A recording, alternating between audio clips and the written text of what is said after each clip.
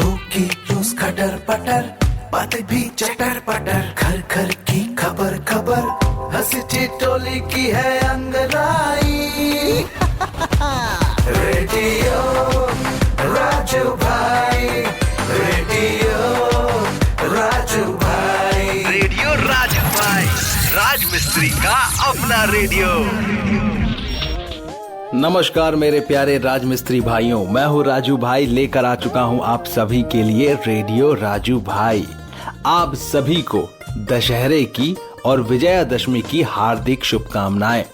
मानता हूँ कि मैं थोड़ा देर हो गया, लेकिन ये शुभकामनाएं अभी भी लोगों को दी जा रही हैं और दी जा सकती हैं।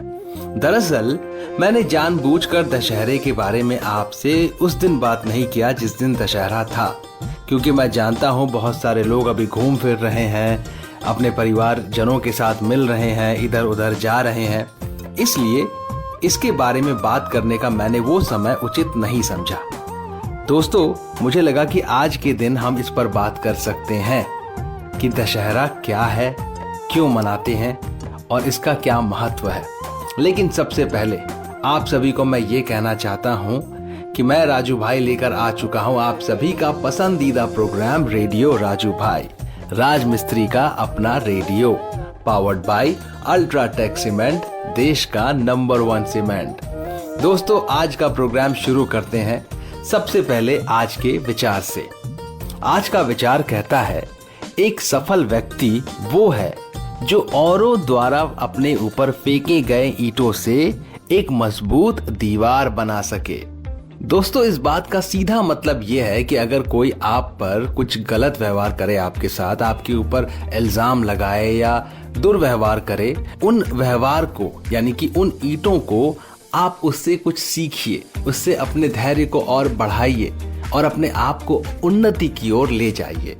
कोई आपके साथ कैसा भी कुछ करे, आपके लिए वो बुरा तब तक नहीं कर सकता जब तक कि आप अपने आप के ऊपर बुरा ना होने दें।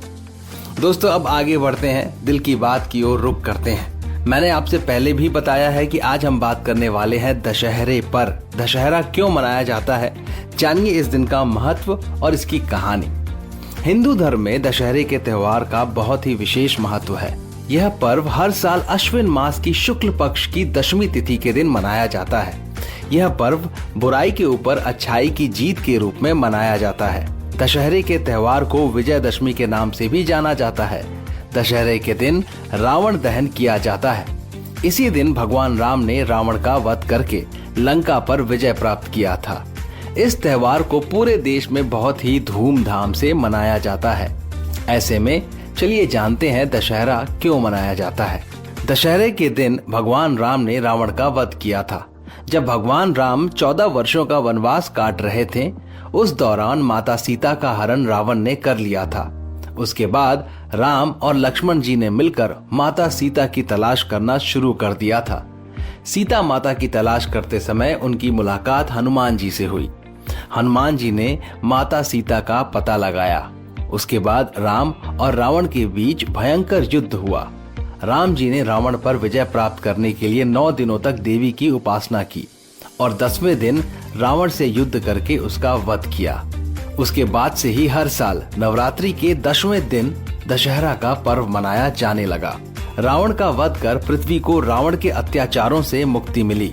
इस पर्व को विजयदशमी के नाम से भी जाना जाता है। दशहरा का महत्व। दशहरा का पर्व बुराई के ऊपर अच्छाई की जीत के रूप में मनाया जाता है। इस दिन रावण दहन किया जाता है।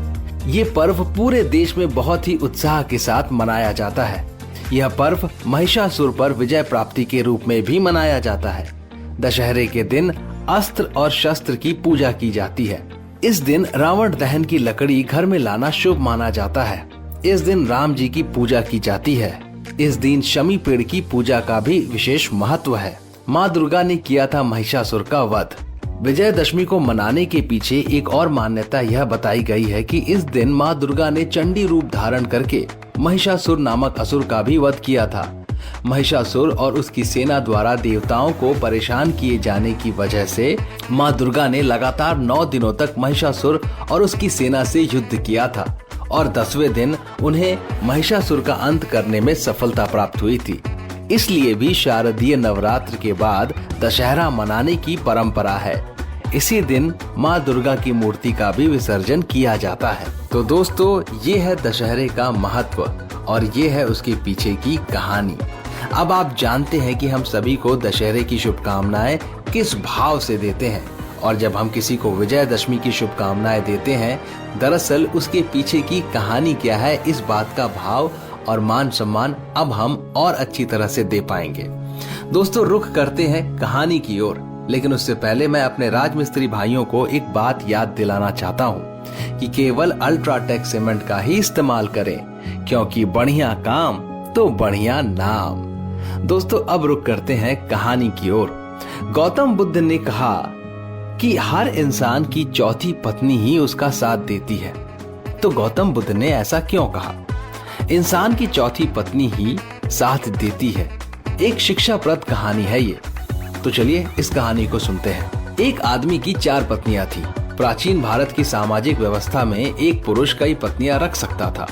एक बार वह आदमी बीमार पड़ गया। समय बीतता गया और उसे अपनी मृत्यु करीब दिखने लगी।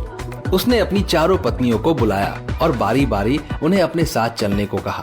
व्यक्ति ने पत्नियों से कहा, मैंने तुम्हें दिन रात प्यार किया, उम्र भर तुम्हारा ख्याल रखा, अब मैं मरने वाला हूँ, क्या तुम मेरे साथ चलोगी? पहली पत्नी ने जवाब दिया, मुझे पता है कि आप मुझसे प्यार करते हो, लेकिन मैं आपके साथ नहीं जा सकती, अलविदा प्रिय। दूसरी पत्नी ने जवाब दिया, आपकी पहली पत्नी ने आपके साथ आने से इनकार कर दिया, तो फिर मैं भला आपके साथ कैसे जा सकती हूँ? तीसरी पत्नी ने कहा, मुझे आप पर दया आ रही है और अपने लिए दुख भी है, इसलिए मैं अंतिम संस्कार तक साथ रहूंगी, पर इससे आगे नहीं। व्यक्ति ने चौथी पत्नी के साथ हमेशा एक दासी की तरह व्यवहार किया था, इसलिए उसे लगा कि मृत्यु के बाद वह कभी उसके साथ नहीं जाएगी। फिर भी उसने अपनी चौथी पत्नी से भी दूसरी दुनिया में साथ चलने के लिए कहा।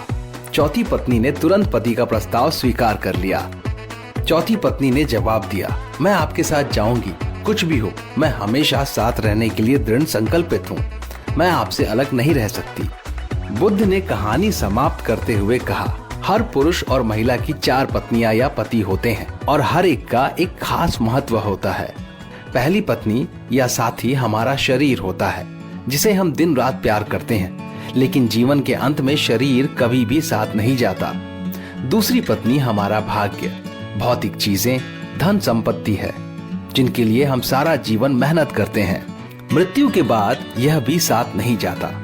तीसरी पत्नी का अर्थ रिश्ते नातों से है। मृत्यु के बाद माता पिता, भाई बहन, रिश्तेदार या दोस्त कभी साथ नहीं जाते, ये यहीं छूट जाता है। चौथी पत्नी हमारा मन या चेतना है। क्रोध, लोभ और असंतोष कर्म के नियम हैं। हम अपने कर्म से कभी पीछा नहीं छोड़ सकते। जैसा कि पत्नी ने अपने पति से कहा था, तुम जहां भी जाओगे मैं तुम्हारे पीछे चलूंगी। तो दोस्तों, चौथी पत्नी का मतलब होता है हमारा कर्म, जो हमेशा हमारे साथ रहता है। दोस्तों, अब मैं लेने वाला हूं आप सभी से इजाजत, लेकिन उससे पहले एक रोचक तथ्य बता दूं आपको। रोचक तथ्य है कि इंसान का अकेले रहने से, अगर कोई इंसान अकेले रहता है तो उसका जो हंसने की जो क्रिया है वो 30% कम हो जाती है।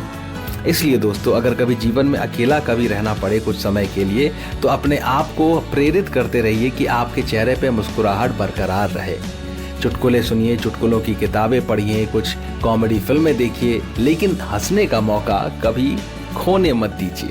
इसी बात के साथ दोस्तों, अब मैं लेने वाला हूं आप सभी से इजाजत। हम मिलेंगे अगले एपिसोड में नई बातचीत के सिलसिले के साथ। आप अपना ख्याल रखिए और मुझे इजाजत दीजिए। शुक्रिया दोस्तों। रेडियो राजू भाई, रेडियो राजू भाई, रेडियो राजू भाई, राज मिस्त्री का अपना radio. Brought to you by Ultratech Cement.